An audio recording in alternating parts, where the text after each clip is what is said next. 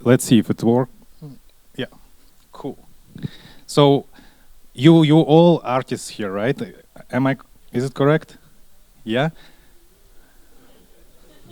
Or you like wanna be artists or something? Do you guys playing games? Okay, if you're playing games, yeah. You are my tribe, guys. Welcome to this morning presentation. It will be about character design or character art. And yeah, let's just go from here. I started my career in a company called Zeptolab. Back in the days, it was in Moscow. Now it's in Spain, in Barcelona.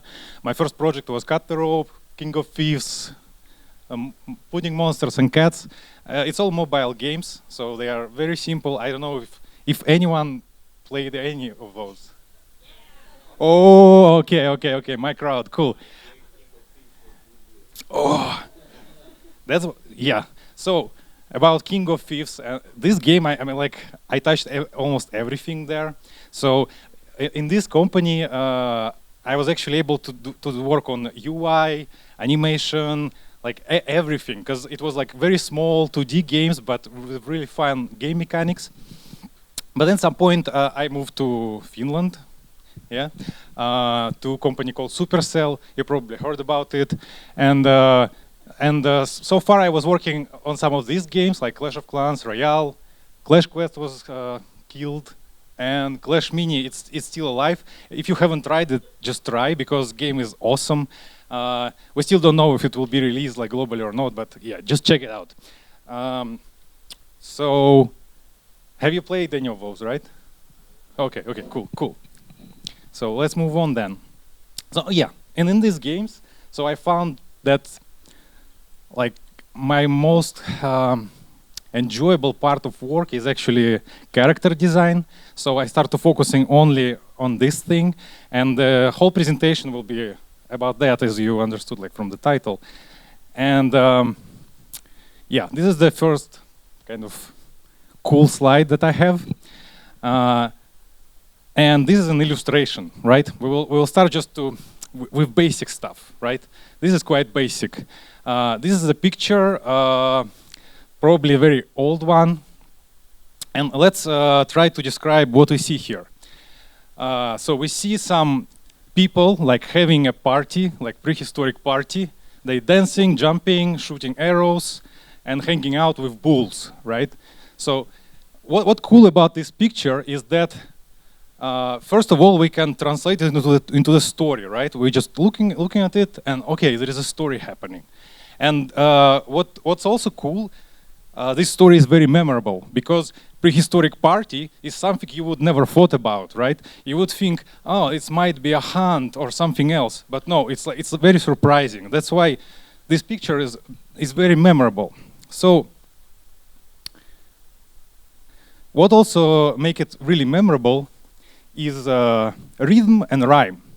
So rhythm and rhyme is something we can hear in the music, right?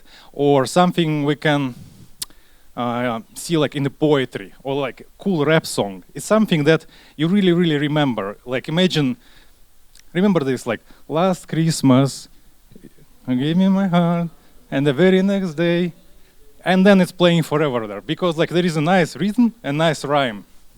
So with images, we can do exactly the same thing. We can take, for example, let's say this is our like a rhyme, and we repeat it many, many times, and we have a rhythm, which is pretty boring right now, right? Because it's just like this, boring.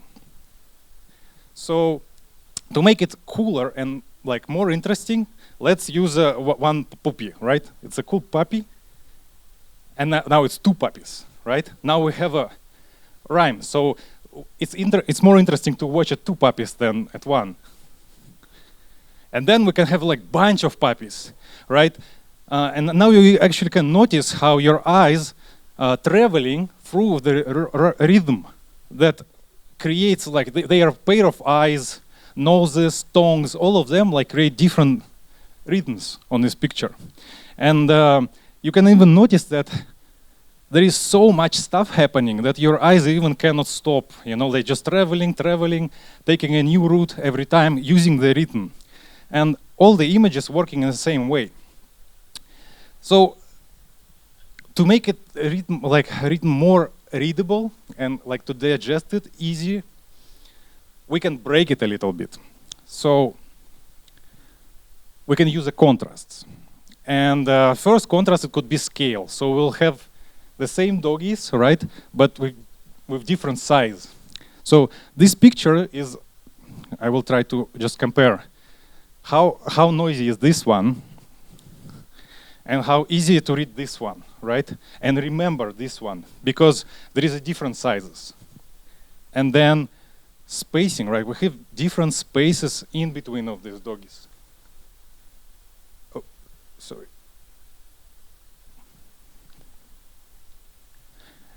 And also we can use color to create one more layer of rhythm, right? So now this image is very memorable. So you see, like you can do it with any, it could be like environment art, it doesn't matter which kind of image you're working on, but you can use rhythm and rhyme of the shapes of some specific forms that repeating and creating a pattern. Actually, if you will look, I know, at the nature, like let's say you go to the forest, everything you see is just huge, like rhythmical picture. And that's why you feel, oh, this is beautiful. And if you will start to look at the pictures you really, really like, you also will notice that all of them have, like, deep inside of them, there is a rhyme and rhythm that brain unconsciously think, oh, this is pretty. Even this boring, I know, line of windows we have here become interesting because a couple of windows are open. You know, the rhythm is broken and there is a story happening. Okay, why these windows are open? What's going on behind there, right? Or did someone just, yeah, whatever. Could be any story. I'm not gonna joke about suicide. So, next thing that we probably all know, because like some of you are artists already, shapes also can tell a lot of stories, right? I don't know if you've seen Inside Out, like the characters there. You know this Pixar cartoon? So all these cartoons, they basically using the shapes. And yeah, if you don't know nothing about it, you can check this one. It's really funny and silly. And yeah, for example, like a strong square and like a little bit spiritual triangle, very kind circle. Yeah, it's a very simple thing. Another tool that we can use, with text, and we can translate it to the images, is it should be short and clear, right? So many times, for example, I was reading an article, like for, I don't know, 15 minutes, and then realizing, like, okay, this dude could just say everything in few sentences. Why he spent so much time? So how it works in the images. Here we have a barbarian, right? This classic barbarian from Clash games. And there is another barbarian, which is a little bit cooler. He looks tougher, right? When we're watching at it, this one has more value. Like the brain immediately thinks, oh, this is cooler because there is so much stuff on him. He's more brutal, right? There is a cool things. But if we are talking about like memorability, like if we want this thing like being really memorable, let's try to disassemble it and understand like why this one is more memorable than this one. So brain trying to break things on elements first, right? So we see like this amount of elements, and then we're doing the same with this guy. And then our brain like, okay, that was too much. I probably will just forget about this one and remember this one. One of the examples, I don't know, think about Pikachu, right? There is like evolutions of Pikachu, but nobody knows even how they look like. Everybody knows just like the simple one, the yellow cute dude. So, and another thing to make it memorable, there should be some element that, like in this picture that I shown before about prehistoric party, right? Because it's weird, because there is something that you unexpected. Oh, okay, people are partying among the bulls. Because there is some element that is off, it makes it memorable. For example, Pikachu's tail in the shape of lightning. Or here we have this hair helmet of the barbarian. It's also so weird. Like, I always want to paint like, no, he has a top. Like, it couldn't be like go just to the eyebrows, the hair. But no, it is, and that's what makes it memorable. Okay, here's an empty slide because I'm finished with the theoretical part. Now I will show some of my drawings and how I was thinking while doing it. Okay, let's go. So one tip, so it's basically tips and tricks are starting. So tip here is use the reference for poses. It's saving so much time. If you will draw, there is nothing bad about it, right? So I was making this character, right, Skeletal King, and instead of spending like 3 hours, I spent just 1 because I bumped on the Pinterest on this picture and I was like, oh, this monster looks so cool. So I just used him as a reference for the pose and made a really quick drawing. And our 3D wizard made this one after. Yeah. Or this one. It's a Little Prince. Also, you can check if you like see the girl in the corner. She was my reference for the pose of the guard for Little Prince. I mean, it's far away from each other, but you can see there is something about it. So yeah, use references, guys. Like, put them right into your file where you are working. It helps a lot to yeah. And this is some artist made like very beautiful version of it. Okay, and the most important part, I think this is, I cannot emphasize more, that game character should be like a game mechanics plus his statistics, like what that character actually do. So yeah, just imagine if we are playing a game, right, and we see some characters there. The first thing we wanna understand is like what this character does, right? So basically, all his look should represent his function, right? And here's a couple of examples from Clash Royale. I've heard you guys played it, so my first character when I just joined to Supercell was Fisherman. So I had an idea that, okay, there could be a character that, like a Scorpion from Mortal Kombat, can like get over here and bring some character close to him and then attack. And he has like weak melee attack, but he has a lot of hit points, so he's pretty tanky. So that was the concept that I shown to the team. They really like enjoyed that. Okay, weak attack, it's a fish in the head, right? And then he dragging. Yeah, I was thinking, okay, what will be like the draggable thing? Is it like, is he like piercing someone like Scorpion, or he's like have a fishing pole?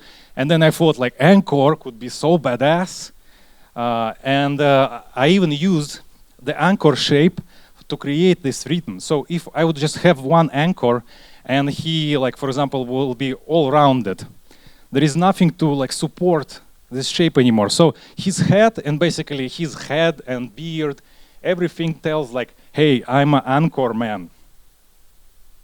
And then square is strong, right? I make him like square shaped, like his body is a square. So he's tough. And here you see the comparison. On one side, like on the bottom, I made him rounded, right? And he become like really nice, very huggable, and not tough anymore, compared to square lines, to straight lines, I mean. Yeah, so this is the final sculpt. Yeah, I'm not doing sculpt. That was not mine, but yeah. Another character was Electro Giant. His idea was that he's really, really big, and every time opponent or his units touching him, they got electrocuted and got electroshock. So that's the concept I showed to the team. And then some 3D magic. Yeah, just to explain a little bit also rhythmical part of it.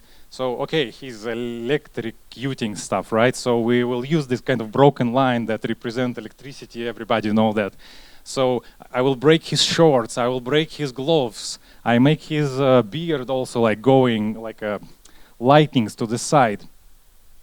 And then I was using some additional elements, like for example, some rounded lines and some even like a third layer of the rhythm. Why I did that? It's because this guy is bigger than other units, so he has to have like more elements there, right? Even he is super small on the screen, but he is bigger than others, so I put a little bit more stuff on him. And this is the final art. It's like, yeah, cool 3D. Another unit, Mother Witch. That one was really tricky because the mechanic was very interesting. So she can curse units and transform into the pigs that fights on her side. She basically like splashing her potion on Prince, let's say, and then he become a pig. Wow, and attacking the opponent. So here, what tricky part was also like, okay, I want to make her magical, so I was thinking, okay, there will be some triangles. I will put like, I don't know, M on her face, literally, like because she's like Mother Witch, right? So she has this M. Like Magneto also have it. I don't know if you notice, and yeah, add some square elements. So this is how rhythm working here, and this was the first concept for why I put it here, just to show you. You see, I started with she has some kind of like a pouch. Yeah, that's the word. On her belt and the weird crystal, but it was not kind of working with anything else. So these things was not supported. That's why I just went back and I drew a spoon. So to be like, okay, we have a circle as a cauldron and we have circle like circular spoon. So this creates a rhythm, right, or rhyme, and make it more pretty for the brain. Yeah, this is a super cool render. Yeah, Firecracker is another character. It's like Penny from Brawl Stars. Shoot the projectile, it explode to pieces, and attacking units who is behind. Also, I was thinking, okay, what could be from the visual side explaining super easy, like okay, Fisherman. Fishing with an anchor, what here could be? And I thought, okay, it's probably firework, right? Firework, let's do like this. So, perfect, Firecracker. Did some sketches. Also, I used I just put bunch of references with different characters I like. I saw how they stand, how they move, and I just really quick make these poses. And then made a final picture that I sent to the team. And yes, here is the evolution form of the Firecracker. Okay, so just to sum up what we just saw.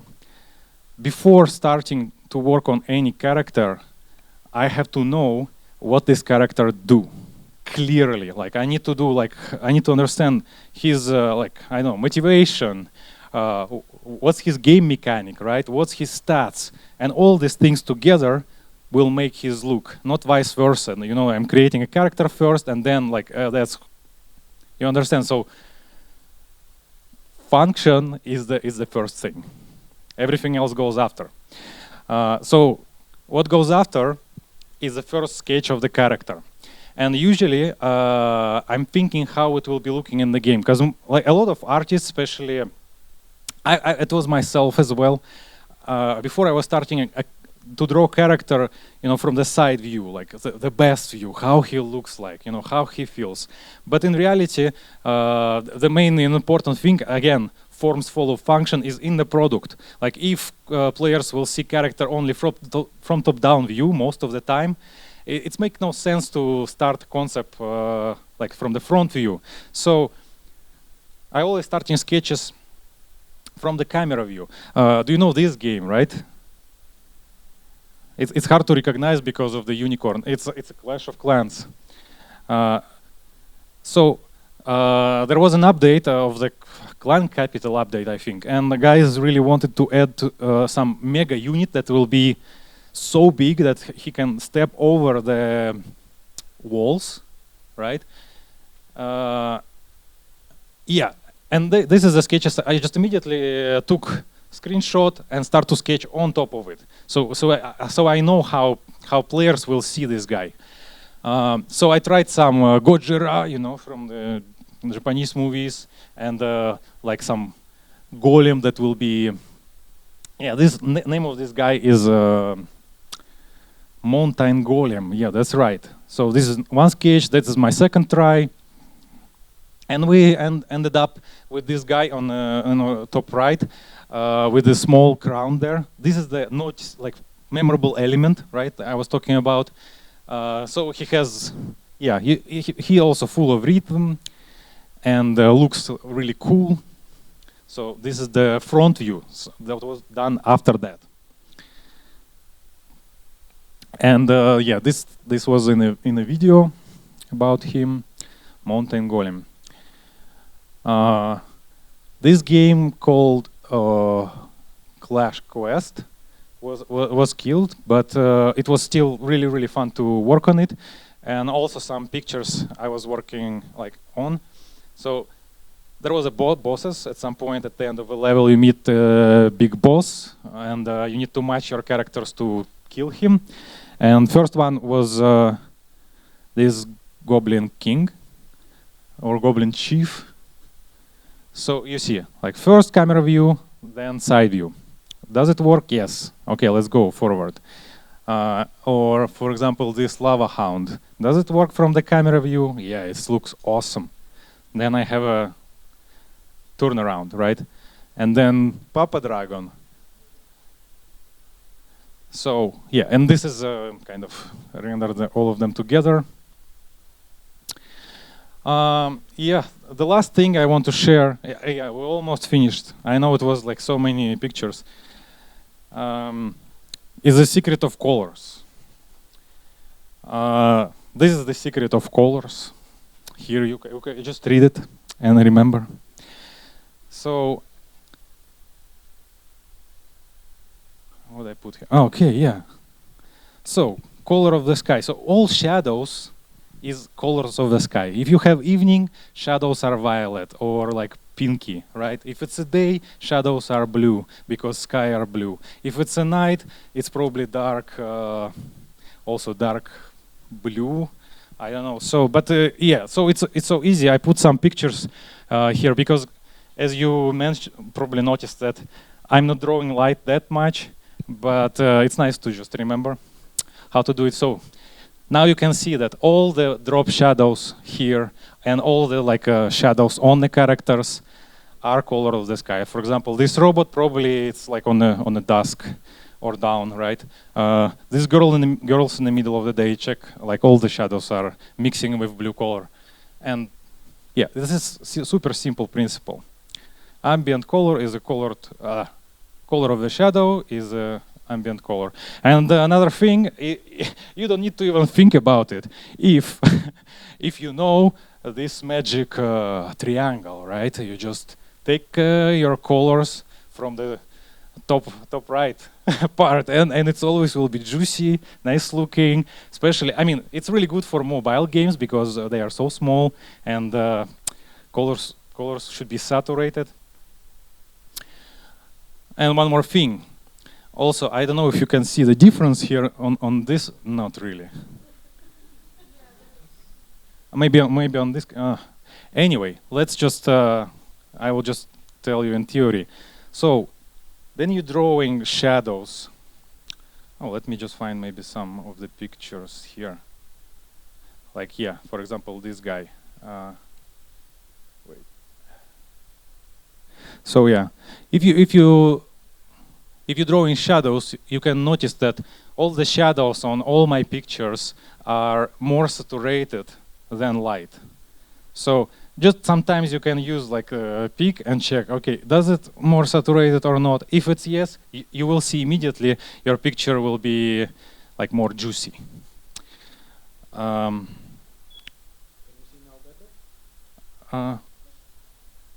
Yeah, so shadows are more saturated, and that's the whole thing. So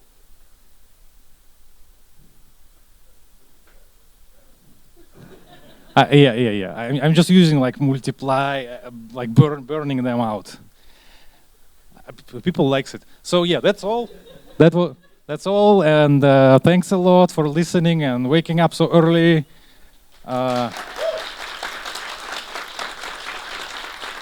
Thank you.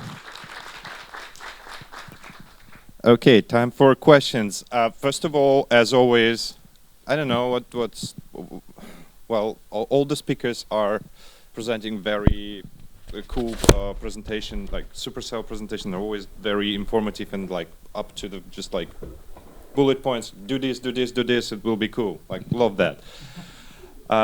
So yeah, we will see. Yes, the blue box is ready, and for your questions. Oh, the crowd grew. Yes. Who wants to ask some questions to Lyosha here? Yeah. Yeah, as I told you, very informative. There's no question whatsoever. Like everything is clear. Oh, there's one.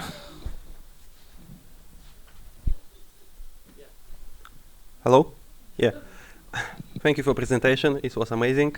And could you explain how you're working together with 3D artists? So, for example, you draw your concept, give it to 3D artist, and after artist passes, for example, he create hyperpoly model, and after that you're working with him, try to like polish your shapes and maybe look to different angles and give some feedback to him.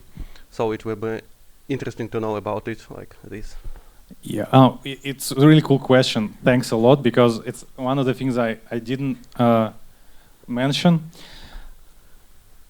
Yeah, so as a concept artist, I'm usually in the beginning of the pipe, right? So there is me, and then like 3D artists, and then animators and stuff, and I'm just shoveling pictures in this pipe and see what will come out on the other side. But yeah, you right. The coolest part of of the concept, that I don't have to work alone, right? So I think the best works I ever done, and most of the things you just saw, it was actually like teamwork with someone. So while doing it, I was showing it to someone, having a feedback, like for example 3D artist, and like we was thinking, okay, what we can change to make it better? What could be changed to make it better to animate, right? And these kind of things. So yeah, always look for someone to work with, because it's like a water. I like this metaphor. If water stays, it's become a swamp.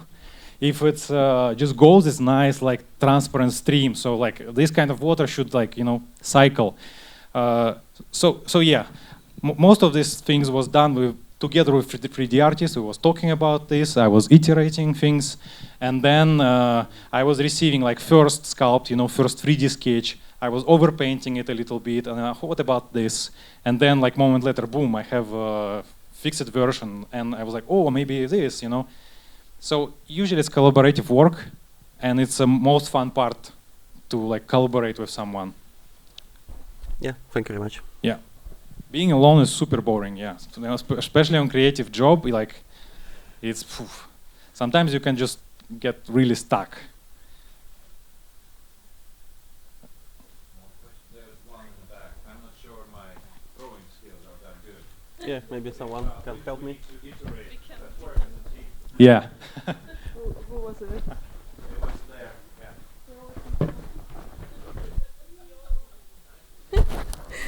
Beautiful. Thank you very much. Beautiful art. I had a question. How do you approach creating art for new project when there is no art style set yet, and you need to, like, from all the freedoms that you have, you need to set boundaries and come up with something beautiful? Yeah. Okay. Thank you for question. It's a good one as well. So of course, when you're starting a project, you already more or less know what kind of project are you will do. And the second, well, I'm usually trying to adapt this mindset, of the like a cook, of chef. I'm cooking this for someone. So I'm trying to remove like myself from the equation and think, okay, this is like a Clash audience. This guy like how Clash look, right? I'm not trying to add like aliens there, right? So it's already some limitation. Your audience, the people who will like enjoy your game. Second, there is a team also that like wants to go to a certain direction. So you need to work with people like from your team and understand what they want. I mean, as an artist, you will make a final decision, a final call how things looks like, or the art director, right? But at first you need to like gather the information. So the first step after this would be creating mood boards. Have you heard about mood boards? So Yes, of course. yeah. So just a bunch of reference lumping together, seeing how it feels. It could be about the just feeling, about the visual style, and then you're starting a pre-production. Then you actually drawing non-existing thing. You kind of trying to show to everyone how it could look like in the end. For example, the previous games I was working in, I was creating a lot of things, fake screenshots during the pre-production in different styles. So I was trying, okay, what is without lines? What if in 3D? What if it's like pure 2D, right? And when we was watching together, and like for example, there was a slide with like 3 or 4 pictures, and I was pointing at them, and I was asking people, shout, then you like something, and like, and everybody shouting on this one. Okay, like this is a perfect one, and then I will iterate it, So yeah, it's kind of part of the process is pre-production. Then you're researching and trying to nail the art style. Thank you very much. You're welcome. Any more questions? No, I'm afraid. Who will catch it? Someone needs to catch it. Good one. Almost little. Thank you. So here is a question. As a concept artist, when the team gave you a task, and actually sometimes you don't find the like a feeling or inspiration for a certain concept, what you will do, and in this case to create the concept. Got you. Yeah. Again, like a chef mentality. Sometimes you gotta cook something you're not eating, but you're cooking it for someone. So I'm trying to find joy there, to being useful and helpful, to the team and people around you. I think it's very important, to put yourself a little bit out of there and enjoy serving. Yeah. Yeah. What if this concept, at some point, this task, as an artist, I don't feel it. I don't have a creation or imagination for this. How you build up a start from zero to make it a concept. Oh yeah, works. Yeah. It's watching what other people do. So yeah, of course, big part of being an artist, especially game artist, is playing games and looking inspiration in the other places. Sometimes not the games, like comic books, movies. Just talking with people. A lot of really cool ideas coming just by just chatting and trying to get something crazy out of the talk. Just have some silly conversation. So yeah, it's just looking for inspiration somewhere else sometimes. Thank you so much. Oh, you're welcome. Yeah.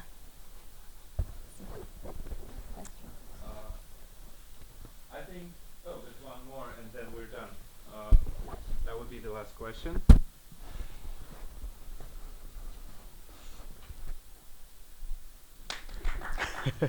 Nice. Thank you for the talk. I just want to know a little bit more about how do you stop over designing something, right? Like the character that the barbarian, right? You had the simple one and the other one that was more valuable. Yeah. How do you pull back from that and be like, okay, I have to do this specifically for mobile gaming, right? Yeah. How do you approach that process? How do you decide, like, hey, let's go back, let's make it simpler? Got you. Mostly gut feeling. Usually I feel like what's actually, I mean, first of all, it's really good to show and see reaction of the people, because you can learn a lot just from the reaction and, you know, just like, what about this? What do you about this? And different people, of course, bring different value to, like, for example, you have 6 pictures, right? And some people will say this one, and some people this one. But just by gathering information, you can understand what they value in this picture and in this one. Okay, maybe I can take this from here and put it, you know, lump it together, and now I have like double impact, right?